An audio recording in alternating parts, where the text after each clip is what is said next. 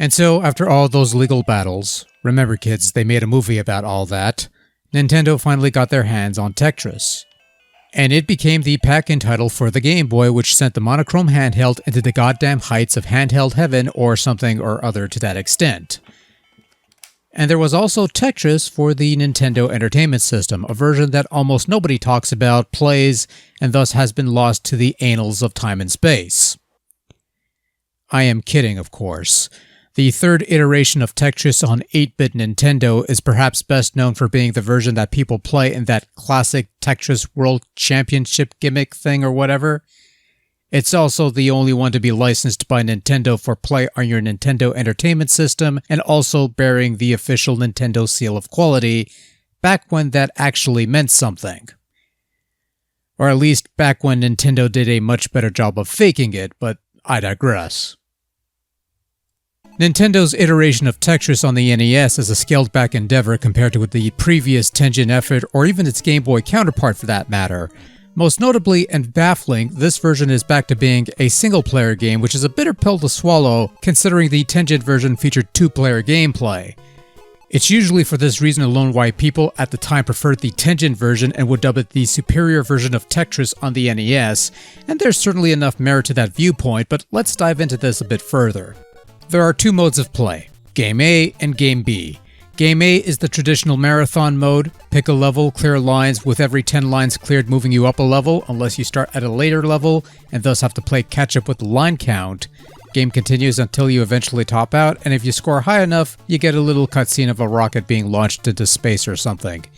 Game B is a single round session more akin to the style of play present in BPS Tetris on the Famicom. Pick a level of speed, a height of garbage blocks, and try to clear 25 lines before topping out. Succeed, and you also get a cutscene depending on your chosen levels.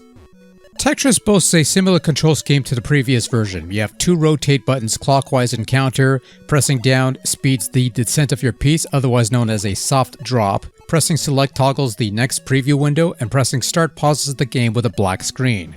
Anyways, it's Tetris, you know how this thing usually works. It's the third video in a row that we're talking about Tetris, and there's like a bazillion quadrillion Tetris games in the wild that chances are you've played at least one of the bloody things. But this is what people often call classic Tetris, lacking a lot of the frivolities of the current format, but significantly less rigid than the original model. It's also perhaps the most finely tuned version as far as control goes, which is pretty solid in terms of response time, rotations, that sort of thing. Tengen Tetris has a similar control scheme, but Nintendo Tetris feels a bit tighter, or maybe smoother, I don't know for sure. All I know is that in playing both games, this feels a bit better than the other one in terms of control, only by a sliver mind you, but enough of a sliver to make all the difference, or something or another. This is really a case where you could go either way, and those well versed in their Tetris variants would probably be in a better position to judge which is something or other. This is more of a feeling than anything, mileage varying stuff if you will. Now unfortunately Tetris's overall presentation is somewhat lackluster in my opinion.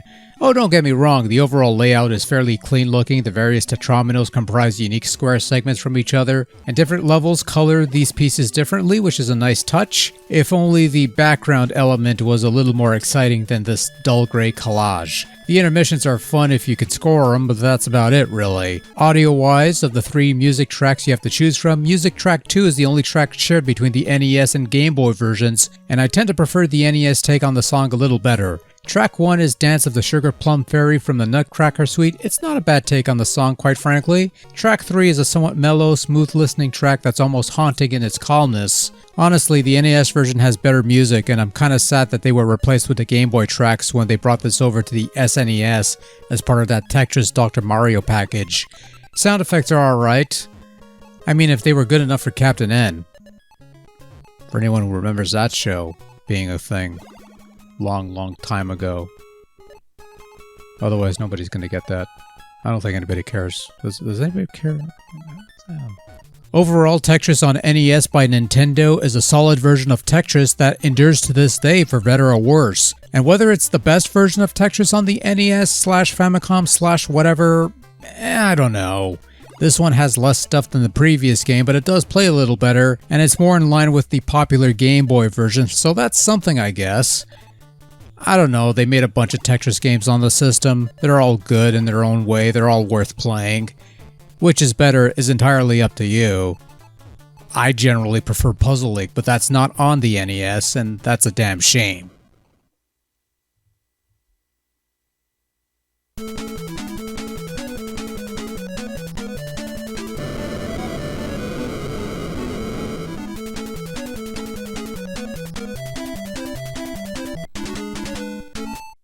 And so, after all those legal battles, remember kids, they made a movie about all that, Nintendo finally got their hands on Nintendo.